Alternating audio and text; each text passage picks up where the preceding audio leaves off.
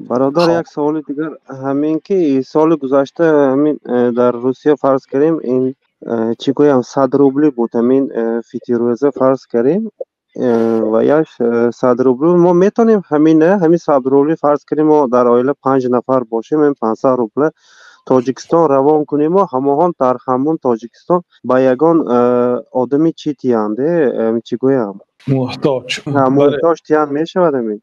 بله، نقل کردن صدقه فطر یا زکات از این کشور به این کشور جایز است، علل خصوص برای یعنی که مصلحه کلام باشد، یعنی فایده باشد. محتاج در دیگر شهر، مثلا بعضی مردم اروپا واقعا به صدقه فطر محتاج در کشورهای اروپا نیست.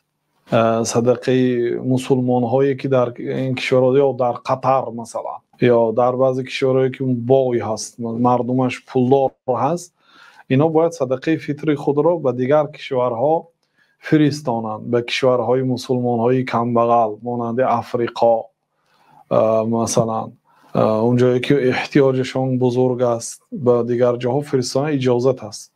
برای اینکه اونجا حاجتمند یافتن در این کشورهایی که نامبر کردیم یا مانند اینها یا در یک شهرها، در بعض شهرها پولدارش زیاد است، کمبغلش کم است حتی. بنابراین در دیگر کشورهایی که مسلمان ها در اونجا کمبغل تر هستن به اونجاها اجازت است فرستانیدن زکات. بله، لیکن حرکت کنیدون با آدم های یعنی که آن آدمایی که پایبند اسلام است با آنها رفته رسد، نه به هر یک عرقخور و به هر یک آدمی که از اسلام فقط زکات گیری براش معقول است خلاص.